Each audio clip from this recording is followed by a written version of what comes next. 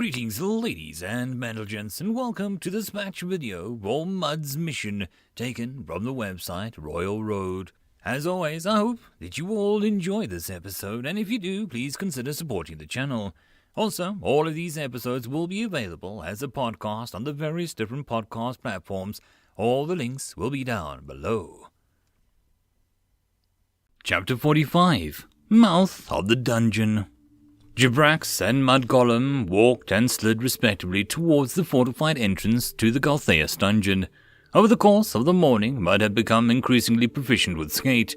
Mana costs for the spell were less than the Golem's regenerate rate, so it could be used indefinitely. As they passed the Delvers Association, Mud suddenly remembered a task it needed to perform. Jibrax, take this money. Mud fished around in his cloak and held out a bulging coin sack. Taking the small bag, the demon looked inside and found it to be filled with copper coins. What is this? An allowance? Thanks, I guess. I can maybe buy a hat or something. Give me the money. Mud held out his arm. What? Jibrax was momentarily frozen, a bewildered look on her face. Slowly, she returned the bag to Mud. After receiving the bag, Mud simply continued walking towards the dungeon. A moment later, the demon rushed to catch up. The entrance to the dungeon was well guarded, much more so than the city walls. On either side, a single large entrance to the fortification stood 5 heavily armed and armored soldiers, standing rigidly at attention. The grass around them was torn apart and sprayed with blood, proving that they were not merely for show.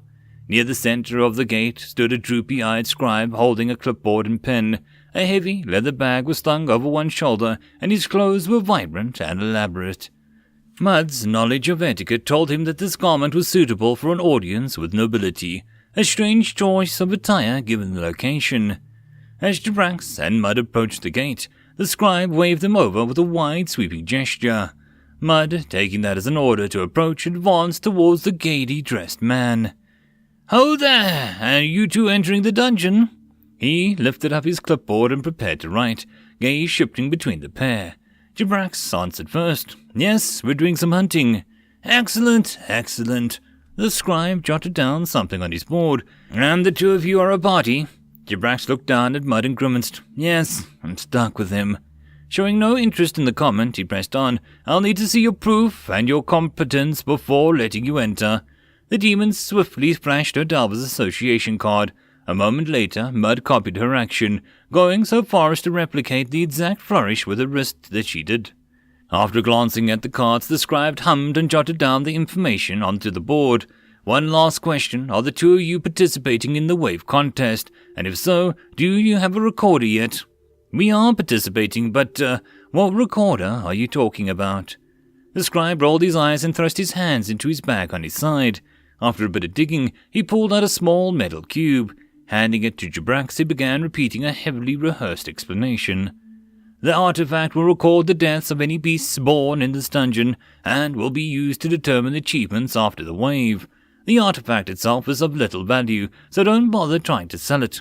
If you lose your recorder, a replacement can be issued to you, but will not regain any lost achievements."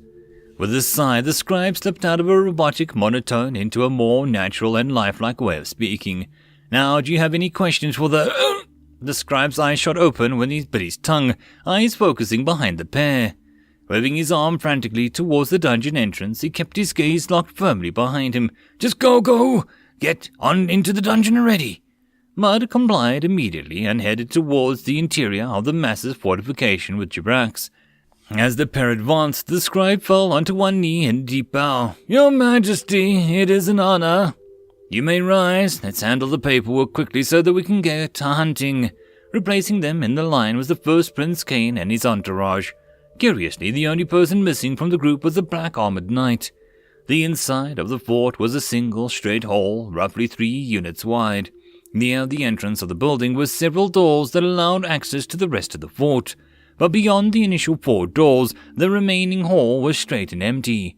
Empty, that is, aside from the sparse traffic of delvers and soldiers making the early morning tracks towards the dungeon. After walking for what felt like a city block, the hall finally opened into a wider chamber. There, in the center of the large room, stood a jagged circle of rock, opening into the deep pit in the ground. in stark contrast to the natural and disordered shape of the cave's entrance and walls. Smooth and well-constructed stone stairs descended in a slow spiral into the depths. Here, too, a unit of 10 soldiers stood at attention, ready to slay anything that appeared from the black tunnel. Blackish green slime covered the floor and the walls here, and even some parts of the soldiers' armor and weapons. Examining the nearby soldiers, Jibrax mused. They've already been coming outside in decent numbers. Looks like you've been busy. One of the soldiers, a confident-looking man with a spear, replied. If you wait around for a few minutes, you can see it for yourself. It's been like this for days. Jibrax smiled and shook her head. Don't worry, the Delvers are here to save you from the work. Once we kill all the monsters, you can go back to getting drunk at taverns like you soldiers usually do. The soldier clapped, letting out a loud metallic sound that the gauntlet struck. Lovely, can't wait. Although you look more like you'll just become food for them and give us more to fight.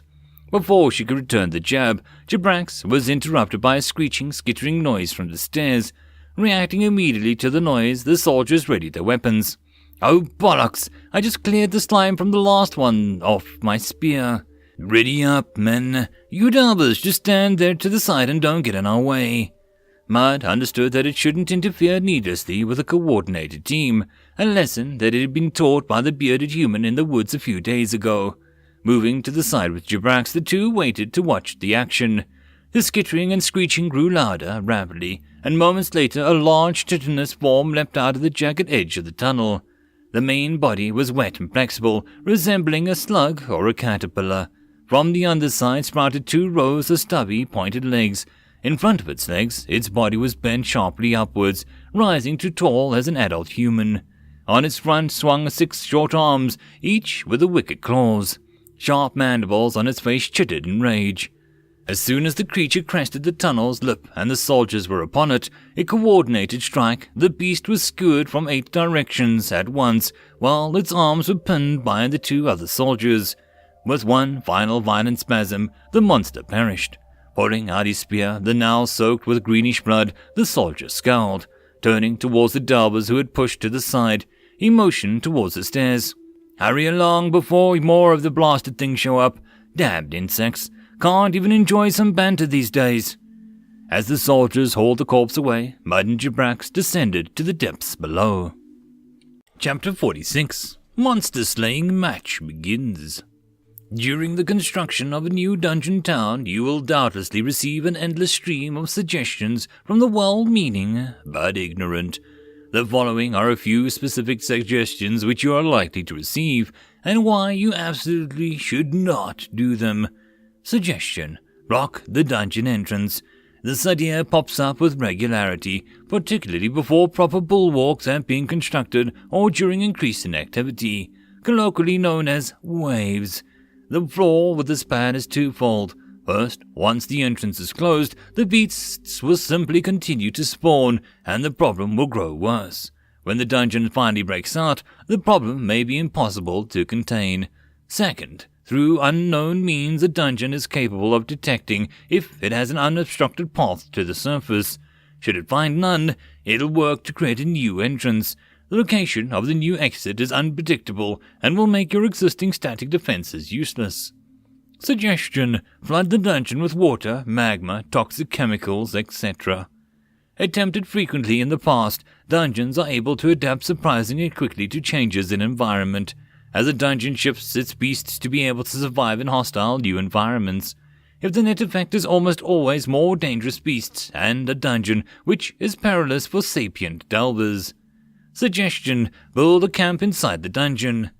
Excerpt from Making a Labyrinth Town, from Outpost to Metropolis. The great magician Magnus hunched over as he walked down the wide hall, face nearly pressed against the recorded artifact that they had been given to by the scribe. What are you doing with that thing? Don't tell me you're trying to find some way to cheat on the top of everything else. Huh? Magnus looked up to Kane, face blank. After registering what he said, he stood straight in mock surprise.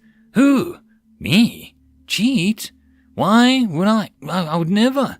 Leaning back down to examine the artifact, he continued in a softer voice.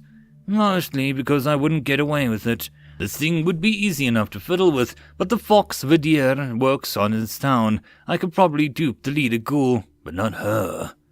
Finishing this examination, Magnus unceremoniously chucked it over his shoulder. "You hold on to it, Sibylla. You're the most responsible." Halfway through its arc, the artifact simply vanished. Nearing the end of the hall, Kane adjusted his armor and shifted to his majestic walking style. Drilled into him through years of tutoring, beside him, Magnus hunched just so, giving the look of an aged wisdom without appearing decrepit. Behind him, Sibylla shimmered as she allowed herself to be slightly perceptible. As they entered the room, 8 soldiers stood to guard and 2 struggled to haul the corpse of a massive insect beast to the side. Upon his appearance, all present saluted and stood at attention. As a result, the soldiers carrying the corpse nearly toppled over. Nodding slightly at the soldiers, Kane proceeded without comment towards the dungeon entrance. The stairs descended for a dozen units, lit sparsely by torches set into the well-crafted stone stairs. The stairs themselves did not connect to the cave wall, hanging instead from the roof of the fortress above. Below, flashes of movement could be seen in the gaps between the cave walls and the stairs.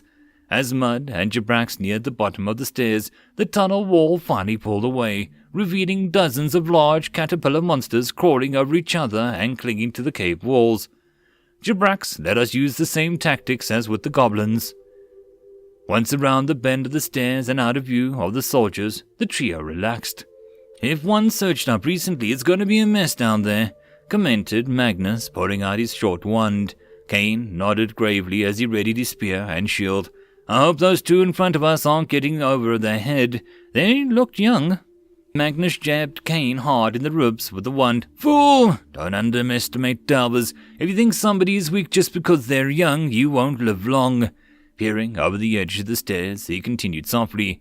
"That said, we should be prepared to help them deal with the swarm when we reach the bottom." What they saw when they reached the bottom surprised even Magnus.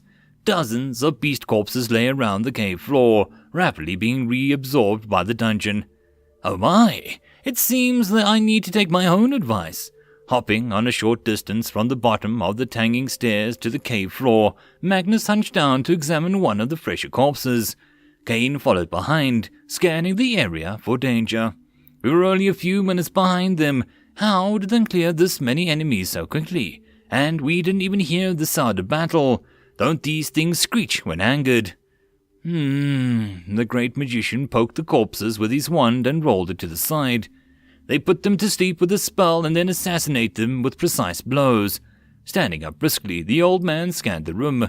The method is simple, but their speed is impressive. It seems you'll have some competition for that contest.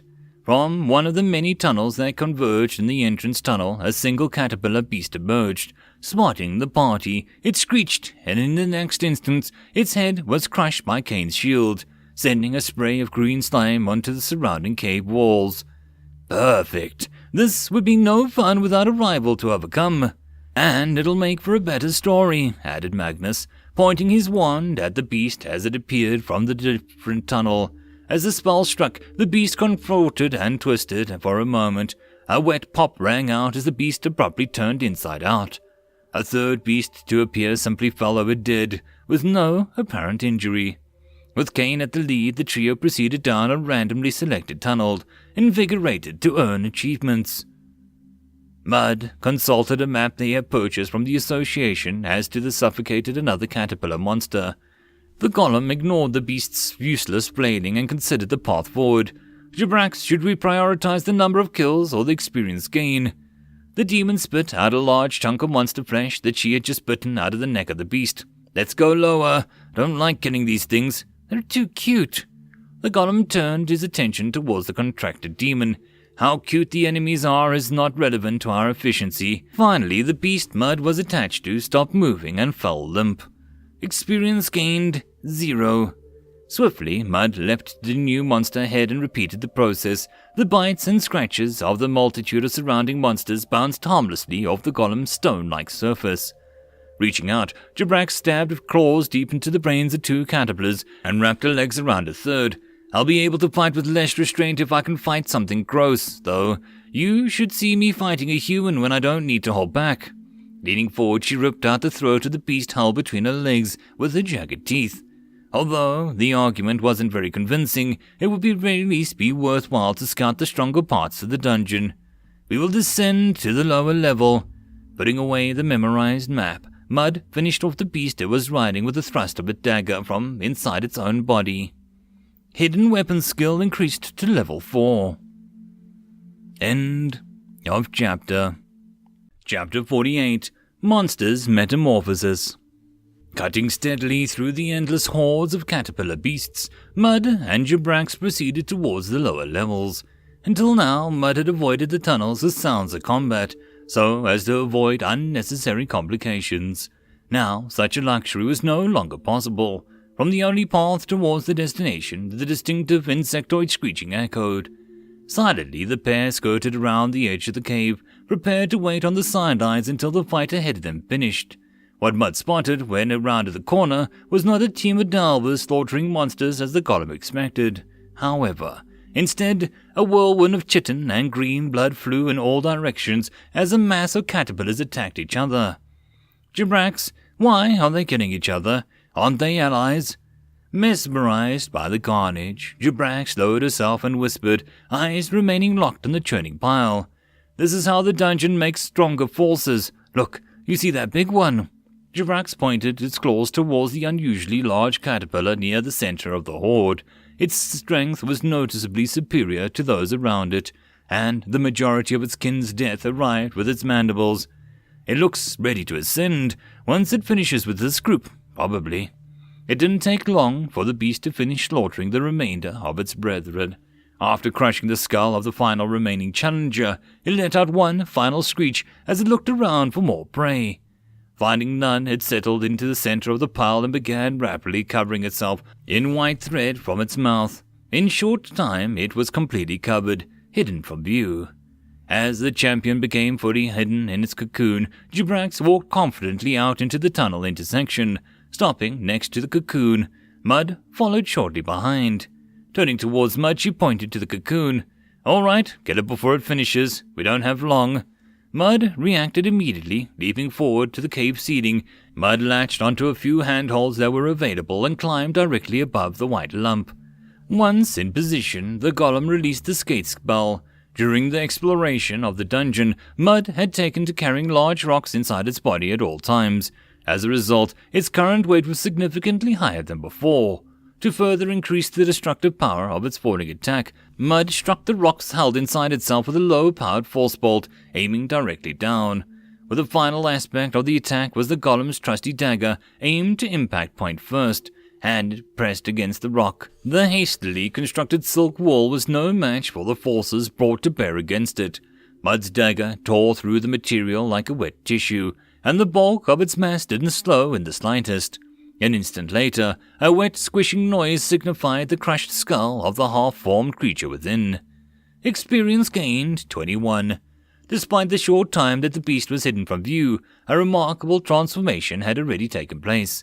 The claws on the front of it had lengthened considerably, and it appeared much more flexible. Its mandibles were now larger, sharpened, and covered with jagged protrusions. From its mouth dripped a white foam and bubbled and sizzled and touched the cave floor. Despite the radical changes, it was clear that the transformation was far from complete. The skin was transparent and delicate, and the new chitin, particularly around the mandibles, was still soft. Had the beast more time to strengthen into its new form, it was possible that the attack wouldn't have killed it. Mud slid off the beast and onto the cave floor. We will now continue to the lower floor. Jibrax leaned over and began collecting torn remains of the cocoon. "Wait, I'm going to take this. I have a use for it." Once she collected the remaining material, she shoved it hard into Mud's face. Mud, understanding her intention, absorbed it into his body for storage. Strangely, the demon had a satisfied look on her face from striking the golem. "I need to find more excuses to do that." The two proceeded towards the lower floor once again, killing more beasts along the way. No further unusual incidents occurred, and a few minutes later they arrived at their destination. While the cave system of the dungeon was complex and seemed to follow no logical plan, there were some consistencies that Mud had noticed. The tunnel, although ragged, had a consistent diameter. The only large spaces occurred where multiple tunnels intersected, forming small rooms. Another consistency was that the tunnels were all at exactly the same height. In their entire time within the dungeon, Mud had not sensed any significant upward or downward slope on the floor. The path to the next floor was a steeply inclined tunnel near the edge of the tunnel network. The hanging stairs up to the surface were incidentally near the center. So steep was the tunnel down that Mud wondered how the human would manage to descend it without compromising their combat ability, being the nearly 80-degree angle. The wall head shaft was rough enough to keep a grip, but smooth enough that it would be difficult to regain footing if a climber slipped. All of this was not a concern for Jibrax or Mud, however. Mud slithered smoothly down the shaft with escape disabled, and the demon lazily floated behind on an invisible platform. As they moved lower, strange noises became audible. Rather than screeching of insects and occasional explosions they had grown used to, the noise Mud now heard was different. Every few seconds, a whoosh followed shortly by a wet sound of something being cut. From experience, Mud knew the beasts here were already screeched the moment they spotted an enemy. So the only explanation was that they were being killed before they noticed their foe, or before they had time to scream.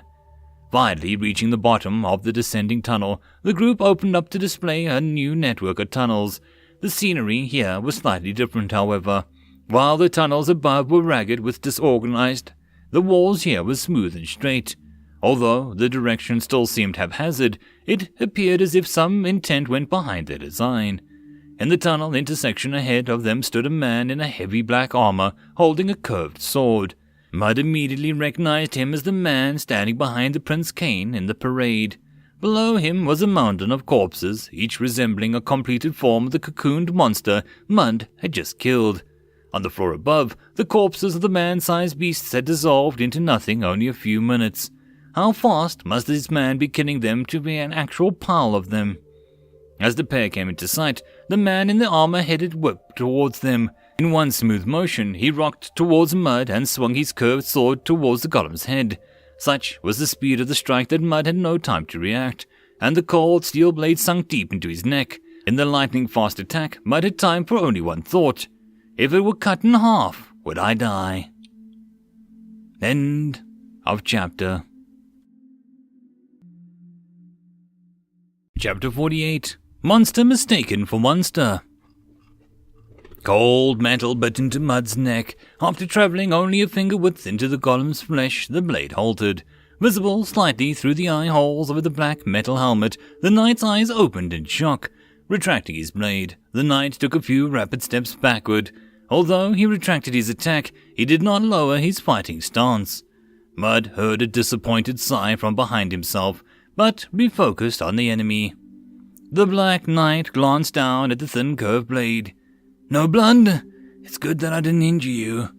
His voice sounded young, perhaps in his late teenage years. Silence followed as the golem and the knight sized each other up. His armor was considerably divergent from the design from those worn by Thagi Ghoul and Bark. The Black Knight's armor appeared to be constructed from numerous thin strips of metal connected together. 2 large rectangles hung from the bulky chestplate, protecting the knight's upper legs. 2 similar rectangles sat against his shoulders, providing protection on his upper arms. Gauntlets and greaves of similar design covered the knight's forearm and shins, but left his hands and feet exposed. The back of the knight's helmet swept low to protect his neck, while the front of the forged to resemble the face twisted in rage. Under the armor, hiding the majority of the knight's body, lay a fine black fabric. In place of shoes, he wore sandals of an unknown blackish material. Tiring of the silence first, the knight spoke. "I mean no hostility. The thrill of fighting blinds me. My name is Shin." His speech was slow and carefully enunciated. Despite his efforts, the pronunciation of the words was slightly different than Mud was used to. Before the one-sided conversation could continue, a familiar figure entered the tunnel at the side passage.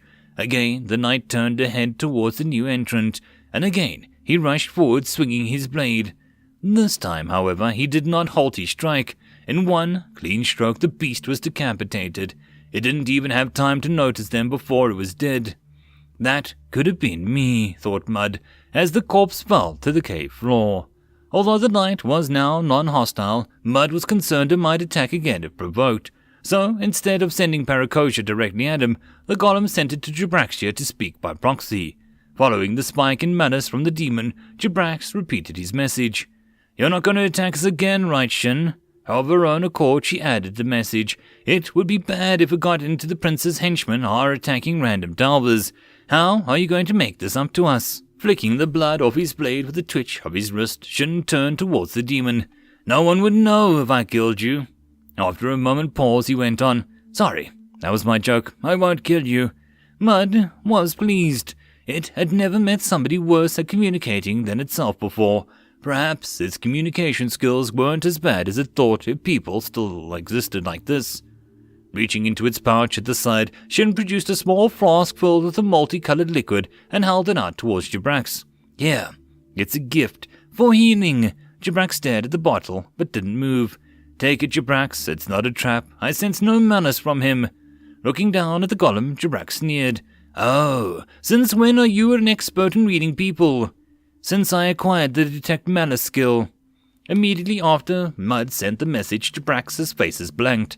An instant later, the constant feeding of malice flowing from her halted completely. Do not trust something like that blindly. Still, she walked up to Shin and accepted the gift, then returned to the golem's side. Nodding in satisfaction, the strange knight spoke again. "Return to a higher level. You'll die here, small man. You're not yet ready." The Mud turned around immediately and began climbing back up the ramp to the first floor. Not only because it was ordered to do so, since Shin's advice rang true. Mud's defenses were still too weak. It could effortlessly crush those much weaker than it, but against a tough enemy, death could still arrive swiftly. Mud would wait to conquer the second floor until it received the equipment from the blacksmith. As Mud climbed, the last he heard of Shin was a whoosh and a sound of another beast being cut in half. The trip back to the ramp did not prove as uneventful as the way down. As Mud and Jabrax neared the halfway point, the form of the evolved caterpillar crested over the tunnel. Mud's skill at stealth was useless in a straight and empty tunnel, and the pair immediately spotted. Flailing its long clawed arms, the beast let out a screech. Best match, corpse worm. Magical beast corpse worm. A medium-sized magical predator native to the rocky underground regions of civilized continent. So named because of the magical beast's habit of tunneling under the cemeteries to steal cadavers. Typically fight by trapping enemies and their flexible arms and spraying corrosive substance from their mouths. Medium risk class, tier 2. As they began rushing down the tunnel, Mud launched itself to the cave roof and held fast, the steep incline actually making the surface easier to grip than normal. At the same moment, the corpse worm sprinted down towards the pair's position. Unfortunately, since Mud was below the beast, it would be able to reach its position on the roof by standing higher on the slope.